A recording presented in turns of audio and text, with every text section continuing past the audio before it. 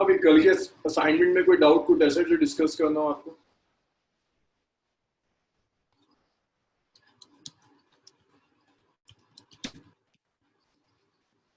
अब्दुल्ला बताओ क्या डाउट है?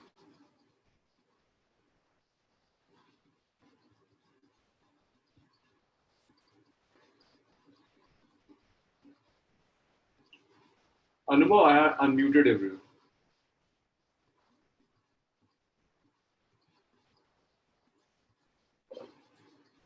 Question 3।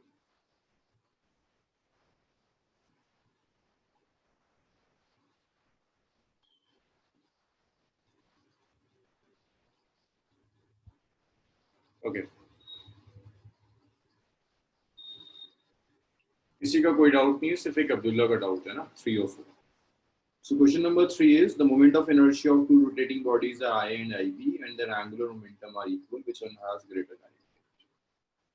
So kinetic energy is half। भाई जो कल मैंने असाइनमेंट दिया था बस मैं उसे I1 ओमेगा 1 स्क्वायर और ए बी दिया है, तो kinetic energy of A is half I A omega A square and kinetic energy of B is half IB omega B square. So ये kinetic energies हैं IA omega A square and IB omega square. Their angular moments are equal. Which one has greater kinetic energy? तो देखिए moment of inertia का तो आपको दिया हुआ है उसने कि IA is greater than IB दिया है। ओमेगा A और ओमेगा B में कोई रिलेशन नहीं है। तो मेरी आवाज नहीं आ रही आप लोगों को? सर आ रही है, मेरी आवाज आ रही है।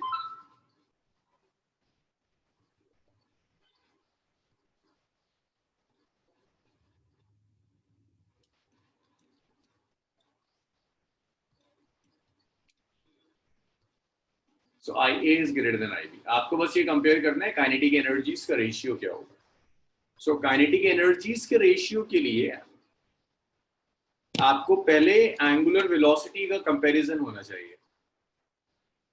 सो IA omega A is IB omega B। So IB omega B ये 1 है और ये 2 है। आप डिवाइड कर दीजिए 1 और 2 को। तो जब आप 1 और 2 को डिवाइड करेंगे so kinetic energy of A divided by kinetic energy of B is half IA omega A square divided by half IB omega B square। जी Abdullah, conservation of angular momentum use किया है क्योंकि क्वेश्चन में दिया हुआ है कि angular momentum conserve. Kinetic energy of A by kinetic energy of B is IA omega A square by IB omega B square। अब यहां से आप omega A by omega B को लिख सकते हैं IB by IA। It's IB by IA। इसको जैसे ही आप वैल्यू सब्स्टिट्यूट करेंगे kinetic energy of A by kinetic energy of B is IA by IB। It's omega A by omega B square, so that's IB by IA square। So kinetic energy of A by kinetic energy of B is IA by IB into IB square divided by IA square। IB से square cancel हुआ, IA से square cancel हुआ, and kinetic energy of A by kinetic energy of B it's IB by I। उसने आपसे कहा हुआ है IA is greater than IB, that means IB is less than IA, that means IB by IA is less than 1। जब आप value रख देंगे तो kinetic energy of A by kinetic energy B is less than. तो A की kinetic energy B by B की kinetic energy less than 1 है। तो आप लिख सकते हैं kinetic energy of A is less than kinetic energy.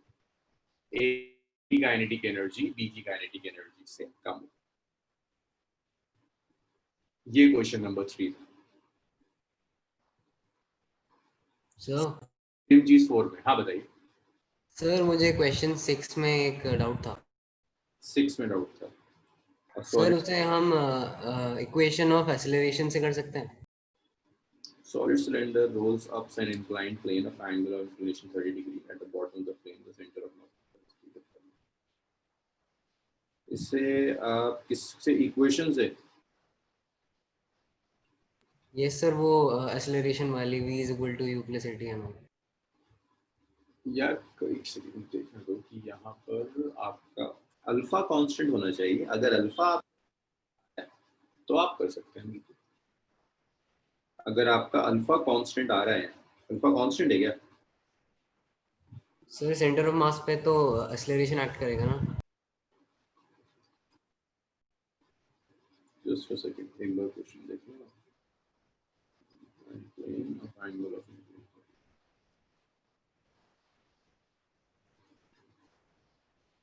हाँ, लेकिन मुझे नहीं लगता कि सफिशिएंट डेटा है आपके पास, क्योंकि आपके पास इनिशियल वेलोसिटी दी है 5 मीटर पर सेकंड, है ना?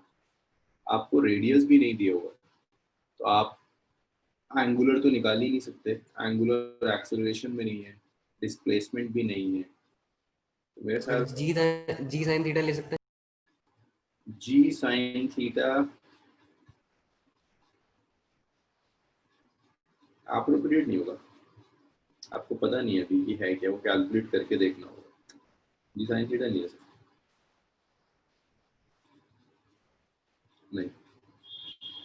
सिर्फ जी साइन थीटा नहीं है, हो सकता है कोई और भी फोर्स एक्ट कर रही है जो टॉर्क प्रोवाइड कर रही है, जिसकी वजह से ऊपर जा रहा है। नहीं यश, वो नहीं बात। चलो जी, इसको यहीं छोड़ते हैं। और आपका जो नेक्स्ट क्वेश्चन था अब्दुल्ला, वो भी सेम था, मतलब वो यही चीज पूछ रहा है, उसमें भी और कुछ नहीं करना, सेम कहानी।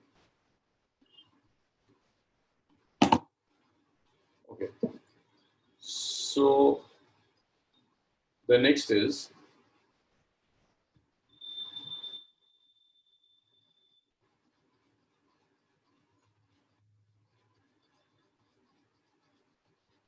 भाई, ऐसे हुआ ना, ये अगर ये ट्राइंगल है, ये हाइट है, ये थीटा है, ये एस है, तो आप लिखते हैं ना sine theta is H by S. So H को लिख सकते हैं आप एस साइन थीटा। ऐसे हुआ, एच की जगह एस साइन थीटा लिख दिया। सो कल तक हम रोटेशन ऑलमोस्ट कंप्लीट कर चुके थे, सब कुछ कंप्लीट हो गया, बस एक छोटे छोटे से कुछ कॉन्सेप्ट्स हैं, जिसमें से एक कॉन्सेप्ट है आपका द केस ऑफ कपल। जल्दी जल्दी कंप्लीट कर देते हैं, मतलब ये वो चीजें इनसे आपसे क्वेश्चंस नहीं पूछेगा, बट सिलेबस में है तो आना चाहिए। कपल का मतलब होता है equal and opposite forces acting on a body. So couple simply means equal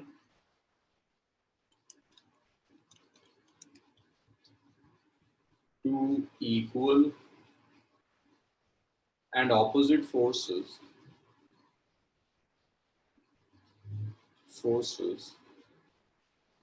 acting on a body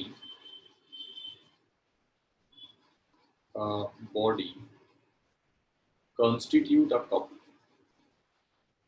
तो इक्वल और ऑपोजिट फोर्सेस जो बॉडी पर एक्ट करेंगी, दे कॉन्स्टिट्यूट अ कपल, उसे आप कपल कहते हैं। जैसे अगर मैं एक बॉडी ले लूं, ये मैंने एक बॉडी ले ली, इस बॉडी पर एक फोर्स ऊपर एक्ट कर रही है, एक फोर्स नीचे काम कर रही है। सो एक फोर्स ऊपर एक्ट कर रही है विच इज एफ, एक फोर्स नीचे काम रही है विच इज एफ। जब हम नेट फोर्स कैलकुलेट करेंगे, then that net force is force F minus F is equal to 0। तो जब भी आप कपल लोगे, कपल का केस, तो जो नेट फोर्स होगी that's F minus F equal to 0।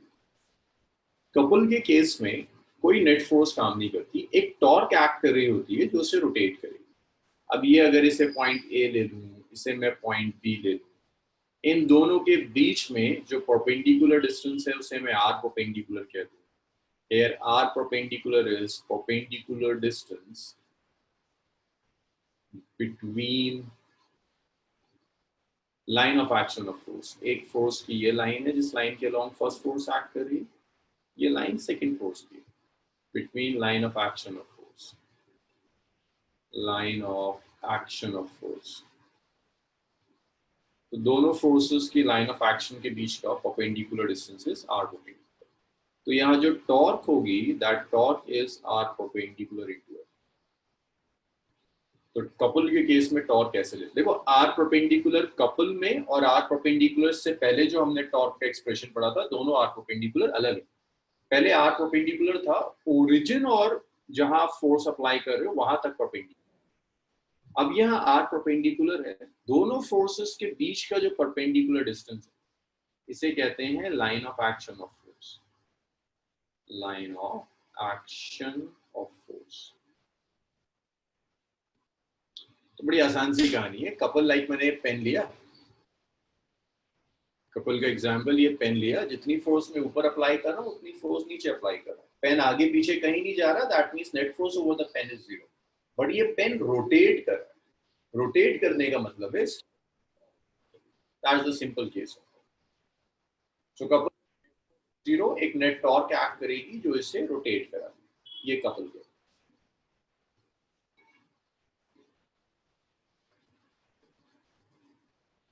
Couple के एग्जांपल्स देखिए, अगर आप किसी बॉटल का कैप खोल रहे हो, तो जब आप कैप खोलते हो तो आप कपल अप्लाई करते हैं, आप दो फोर्स अप्लाई करते हैं, एक थंब से अप्लाई करते हो एक तरफ, फिर आप फिंगर से दूसरी तरफ फोर्स अप्लाई करते हैं, तब जाकर कैप खुलता है।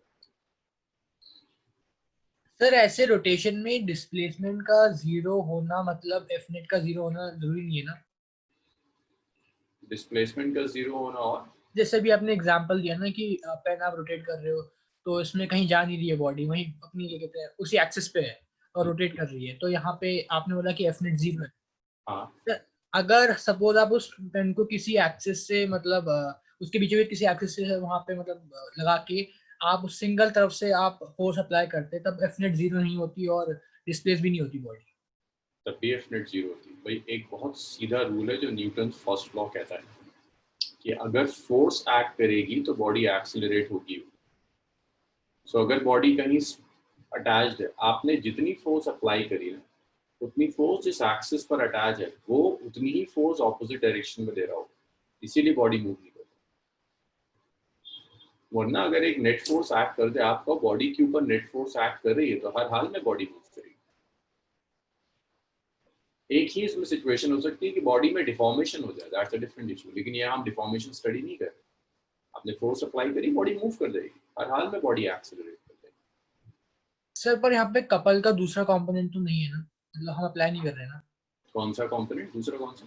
सर जैसे अभी आपने यहाँ पे एक मतलब दोनों अपोजिट डायरेक्शंस में जैसे जब आपने पेन रोटेट करी तो आपने एक फॉर एग्जांपल जब आपने भी बॉटल कैप का क्या कहते हैं वो दिया एग्जांपल, तो आपने थंब और फिंगर की बात करी, लेकिन जो मैं बता रहा हूँ कि एक्सिस से रोटेट करने वाले सर उसमें तो हम सिंगल एक ही साइड से फोर्स लगा रहे हैं। Not example of couple. Torque तो हम पहले भी पढ़ चुके हैं, टॉर्क तो एक फोर्स से भी लग जाएगी, but when you have two equal and opposite forces तब हम कहते हैं कपल है। नहीं सर मेरा क्वेश्चन था कि एफ नेट जीरो होने का मतलब डिस्प्लेसमेंट जीरो होना नहीं है। If F net is displacement is zero, this is true not just for couple, it's but true for the throughout physics. If net force is zero, then displacement is zero. इसका कोई आपको नहीं मिलेगा। Sir तो एक बार please repeat कर देंगे, आपने क्या बोला, न्यूटन का फर्स्ट लॉ क्या कहता है? न्यूटन का फर्स्ट लॉ कहता है फोर्स एक्ट करेगी तो बॉडी डिस्प्लेस होगी, राइट? अगर आप बॉडी पर फोर्स अप्लाई कर रहे हैं तो हर हाल में बॉडी का डिस्प्लेसमेंट होगा। ऐसा हो नहीं सकता कि फोर्स एक्ट करे और बॉडी डिस्प्लेस। सो बट अगर वो बॉडी एक्सिस से मतलब एक्सिस पे कनेक्टेड है, मतलब कहीं चिपकी हुई है सपोज, ये हुआ कि आपने 10 न्यूटन की फोर्स अप्लाई करी तो वो एक्सिस जहां अटैच्ड है ना, उस पोर्शन पर ऑपोजिट डायरेक्शन में 10 न्यूटन की फोर्स अप्लाई करें, दैट्स नेट फोर्स कितनी है। ओके ओके सर, ये चीज बहुत क्लियर दिमाग में बैठी हुई होनी चाहिए कि अगर जीरो है, कि अगर नेट फोर्स जीरो है तो हर हाल में बॉडी मूव करे नहीं करेगी, displacement is zero, that's Newton first law. अब स्क्रूडीज का एग्जाम्पल हो सकता है। एग्जाम्पल अगर आप बॉटल का कैप यूज कर रहे हो, is an example of. Sir ये बॉटल कैप वाला परफेक्ट एग्जांपल है कपल का, क्योंकि इसमें डिस्प्लेसमेंट तो हो रही है अपवर्ड्स। कहाँ हो रहा है वो? अच्छा, हम सिर्फ उसकी बात कर रहे हैं जब उससे हम अनस्क्रू कर देते हैं। एक बार आपने उसे अनस्क्रू कर दिया, that's an example of couple. मैं नहीं कह रहा है कि उसको उठाकर बाहर लाए, उसको घुमाने के लिए आपको जो चाहिए वो आपको कपल चाहिए।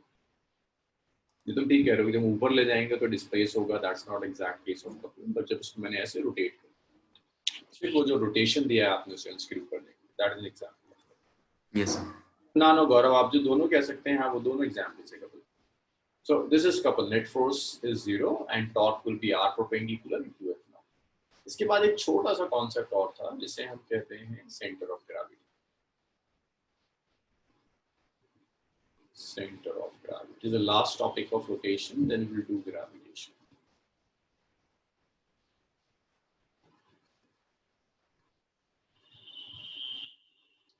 So center of gravity में क्या होगा? Center of gravity वो पॉइंट है जहां टोटल वेट कॉन्सेंट्रेट है। So this is point at which entire weight of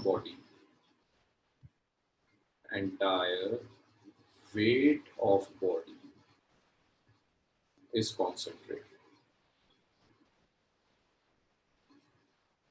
और इसे आप ऐसे भी लिख सकते हो, ये वो पॉइंट है, point about which torque due to weight is 0।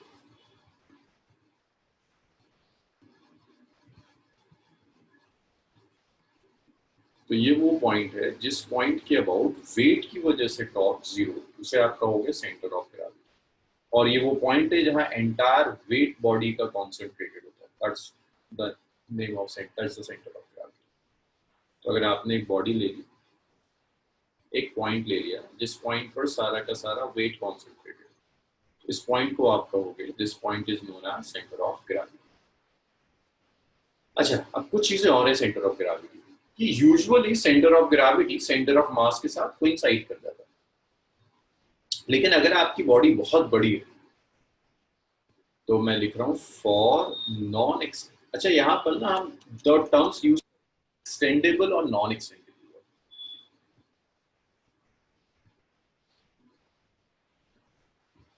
Extended body, extended body का मतलब है वो बॉडी है जिसके एक पॉइंट से दूसरे पॉइंट तक अगर आप चले गए तो acceleration due to gravity change हो जाएगा।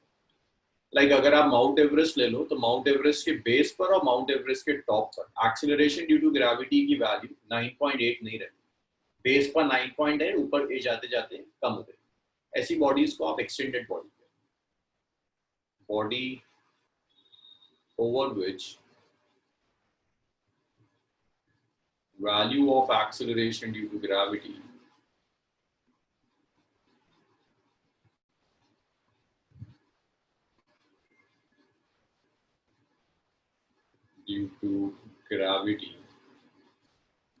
varies। ये वो बॉडी है जिसके एक पॉइंट से दूसरे पॉइंट तक एक्सेलरेशन ड्यू टू ग्रेविटी की वैल्यू चेंज हो जाएगी। ऐसी बॉडी को आप extended body. Example is Mount Everest.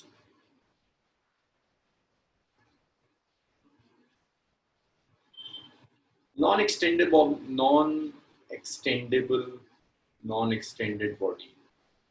Sir आपने माउंट एवरेस्ट ही लिखा है, मतलब वही माउंट एवरेस्ट की बात कर रहे पर बहुत वैसी बॉडी, ये आप अभी देख लेंगे, अभी नेक्स्ट चैप्टर में जैसे ही मैं स्टार्ट करूंगा ग्रेविटेशन, वहां आपको दिख जाएगा। जान, इसको थोड़ा सा वेट करना होगा, जी की वैल्यू क्यों चेंज करती है वो आप नेक्स्ट ग्रेविटेशन में हम उसको डिराइव करेंगे, मे बी आज ही मैं उसको डिराइव करूँ। नॉन एक्सटेंडेड बॉडी है जिसके हर पॉइंट पर एक्सेलरेशन ड्यू टू ग्रेविटी की वैल्यू सेम है, over which value of acceleration due to gravity is same.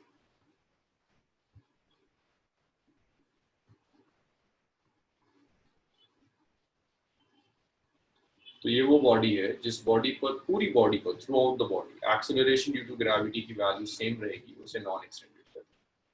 इसका जो एग्जांपल है, दैट एग्जांपल इज कुछ भी ले लो, मतलब एक पेन ले लो, pen is a non extended body, इसमें एक्सेलरेशन ड्यू टू ग्रेविटी की वैल्यू एक से दूसरे पॉइंट तक चेंज नहीं होती। ये पॉइंट लिया, यहाँ अगर 9 पॉइंट है तो यहाँ जब मेजर करोगे तभी 9 पॉइंट। अभी याद रखिएगा, सेंटर ऑफ ग्रेविटी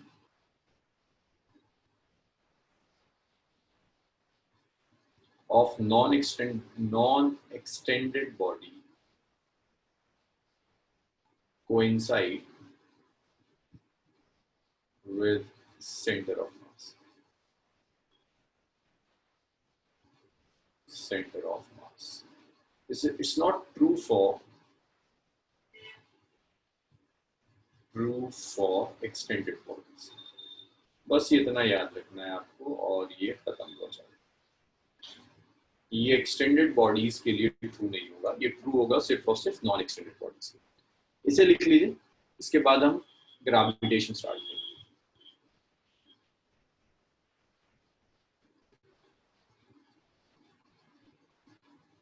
क्योंकि वेट डिपेंड करता है Abdullah acceleration due to gravity पर, जी के ऊपर।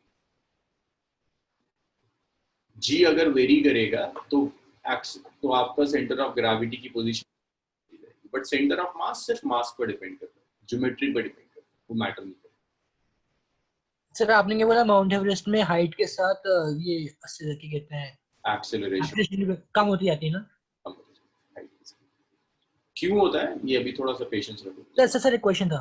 हाँ सर, तो ये एक्सटेंडेड बॉडी का मतलब ये independent of where it is placed है, क्या कहते हैं, acceleration due to gravity? Independent of what sir मतलब कहाँ पे रखी गई है? फॉर एग्जांपल अगर हम यही पेन माउंट एवरेस्ट पे ले आते हैं सर, तो वहाँ पे इसका acceleration due to gravity vary करेगा नहीं करेगा? नहीं करेगा, पेन के एक पॉइंट से दूसरे पॉइंट तक नहीं करेगा। टॉप पर ले गए माउंट एवरेस्ट के, अगर यहाँ 9 है तो यहाँ भी 9 होगा, ठीक है। अगर यहाँ 9 है तो यहाँ भी 9 होगा। अब्दुल्ला मैं डिलीटेड पोर्शन की फिक्र ही नहीं कर रहा, मैं सब कुछ पढ़ा रहा हूँ। मतलब वो डिलीटेड पोर्शन ऐसा है कि अगर मैं छोड़ दूं तो मैं आपको फिजिक्स नहीं सिखा सकता। सेकंड बुक में कुछ आएगा ऐसा जो मैं स्किप कर सकता हूँ, बट और वो सेकंड बुक किसी और की एक्सपर्टीज है। सेकंड बुक में एक चैप्टर है आपका, सेकंड बुक में ना 2 तरह के टॉपिक्स हैं, एक मैकेनिक्स से रिलेटेड है जो इंपॉर्टेंट है, जो मैं कराता हूँ। उसके अलावा एक और टॉपिक है जो सॉलिड्स फ्लूइड्स होता है, थर्मल होता है, जिसके लिए फैकल्टीज अलग होती है। तो जहाँ पर आप डिलीटेड पोर्शन छोड़ सकते हो, बट मैकेनिक्स में आप नहीं छोड़ सकते, परेशान कर देगा। चलिए रब कर दूं। सर एक क्वेश्चन है लास्ट सर, एक्सटेंडेड बॉडी में जो चेंज हो रहा है वो सिग्निफिकेंट होगा या बहुत माइन्यूट होगा? That's significant. It's up to 1 meter per second square, which is very significant. 0.5, no, not 1 is very large. 0.5, 0.3, 0.2 होगा, which is a significant. Non-extended का example पेन लिखा है मैंने, पेन लिखा। सर हाँ बोलिए। सर सोलर सिस्टम का सेंटर ऑफ ग्रेविटी और centre of mass same place पे होगा? सोलर सिस्टम का सेंटर ऑफ ग्रेविटी और सेंटर ऑफ मास नहीं, अलग अलग है। As extended system Mount Everest तो कुछ भी नहीं हो सकता, शिफ्टेड हो, शिफ्ट हो जाएगा। और सर उसमें हम ग्रेविटी किसकी कंसिडर करेंगे? सन का ग्रेविटेशन फुल कंसिडर